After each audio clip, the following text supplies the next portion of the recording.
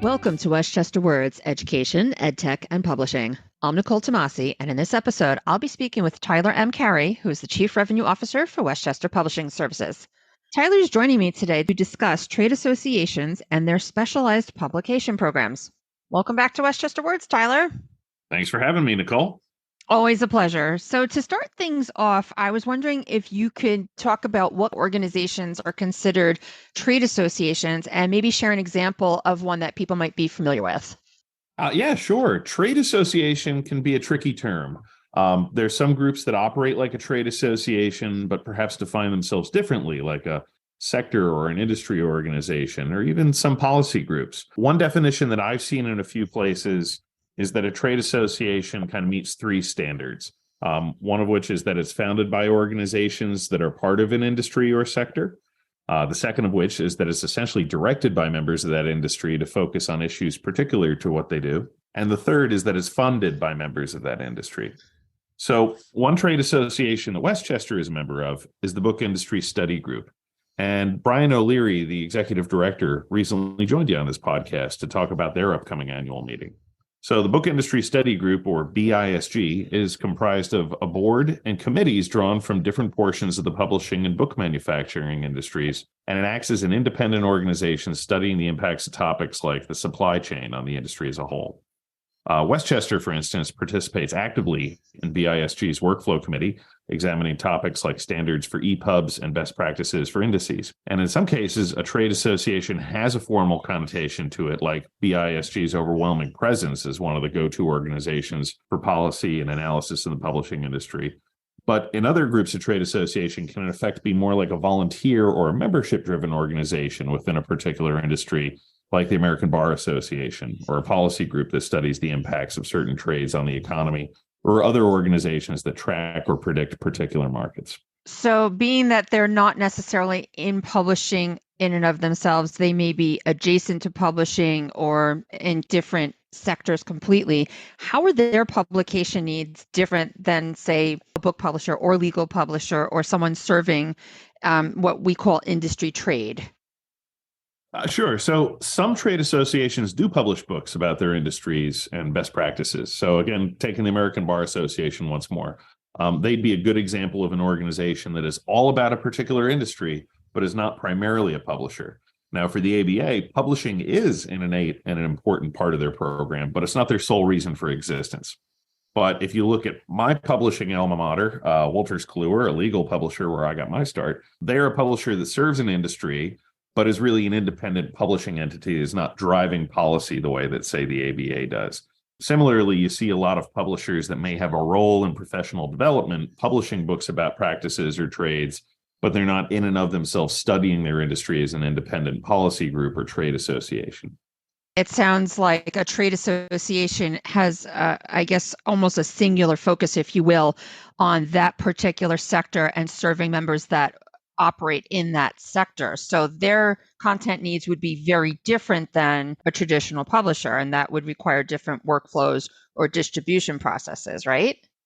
Absolutely. And even the type of content, right? You can be talking about continuing education content here. So again, it's one thing to be part of a large legal publisher like Wolters Kluwer and publish a lot of content for practitioners in the law school market.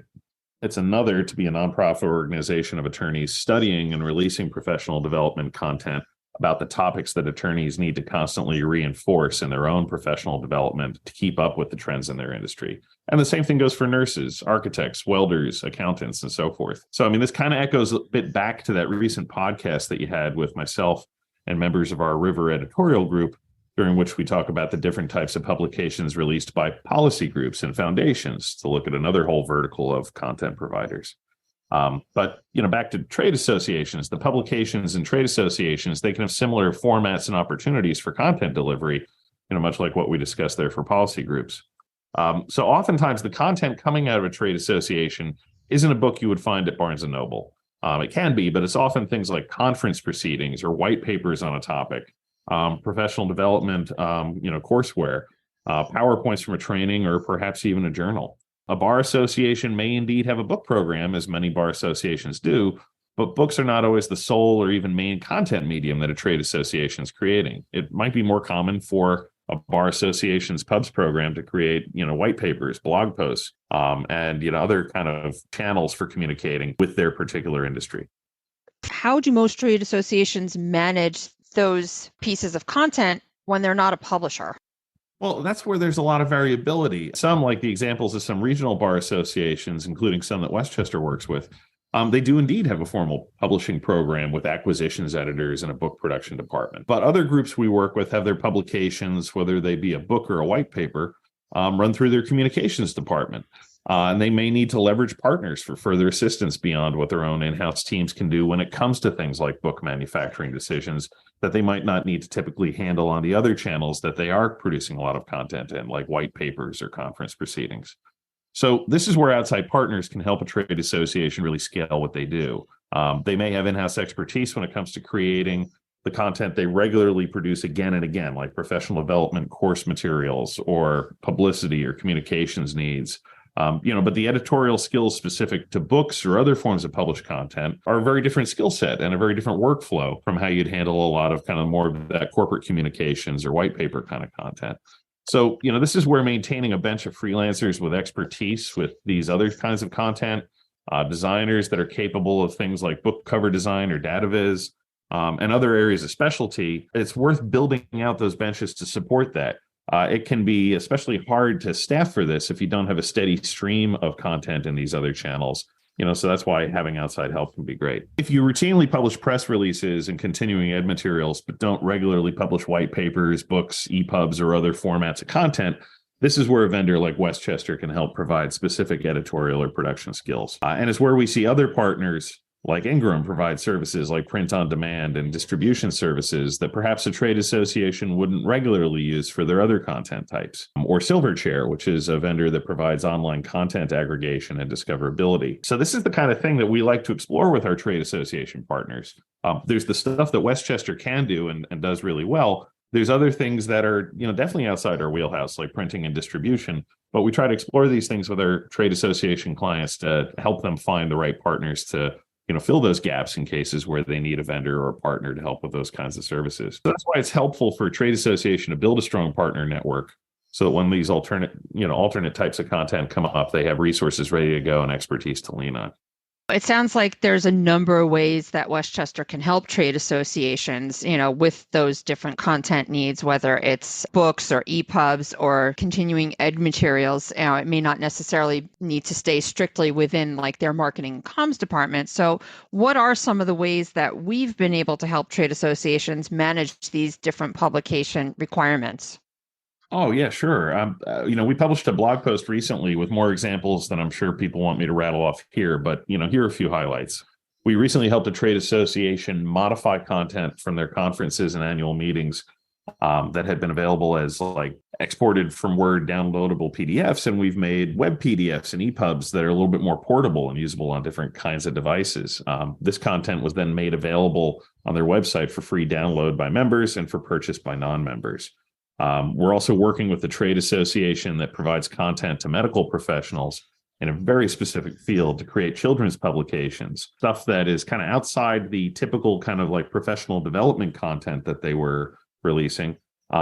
These children's books are intended to be used by practitioners in their field when they're working with young patients to help them understand and navigate a specific medical condition. So again, stuff that, wasn't the typical kind of content they created. So they leaned on a partner like Westchester to help with different services to create those kinds of books. We're partnering with the Bar Association to better package updates to state statutes and to book publications that allow attorneys to quickly understand changes to the laws in their area of practice, as well as access direct links to fast case citations in their digital editions. We also help an industry trade org edit and typeset new editions of their backlist titles, updating industry standards and information without wholly writing new manuscripts, kind of creating updated editions.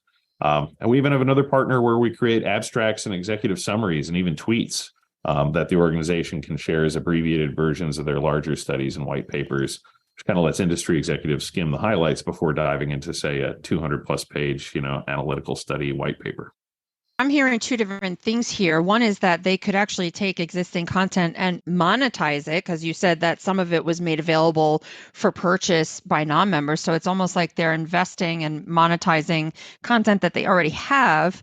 And the other thing I'm hearing is that, there's a way to package the content in a way that makes it more accessible and provides better ease of use from the people, that they're trying to reach with the content. Am I hearing that correctly? Absolutely. And each case is going to be different. I mean, these are four very specific examples. But, for any trade association that has content, whether it's blog posts, white papers, conference proceedings, books, articles, there's different ways that Westchester and other partners can help them take that content, package it up so that it's easier for their members to engage with. Help share it within the industry, and to your point, even monetize it if it's something where they do want to look at, printing it and selling it, or, making for pay downloads available, things like that. If there is a trade association listening and they want to find out more about how they can go down this pathway without it being a burden on their internal organization to carry all that different specialty, they should just head over to our website and check out that blog post and contact us. Sounds like a plan. Yeah, we'd welcome the chance to talk with more trade associations about the type of content, you're releasing, and any ways we can help. And certainly if it's something we can't do, we're always happy to refer things out to partners that have areas of specialty for printing and other services that you might need. Well, Tyler, always a pleasure to have you here on Westchester Words, and look forward to having you back in a future episode to talk about another topic related to the publishing industry. All righty. Thanks for having me, Nicole.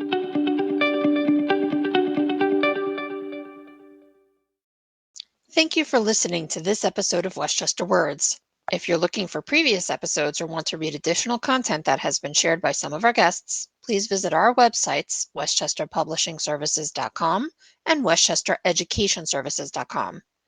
For an international perspective, check out our sister podcast, Westchester Words UK and International, available on the Westchester Education UK website, westchestereducation.co.uk, or wherever you stream podcasts. We love hearing from our listeners and welcome your emails at westchesteredsvcs.com.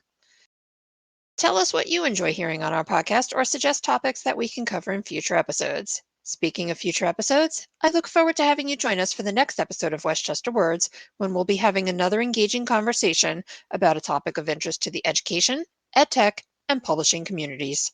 Until then, stay safe, be well, and stay tuned.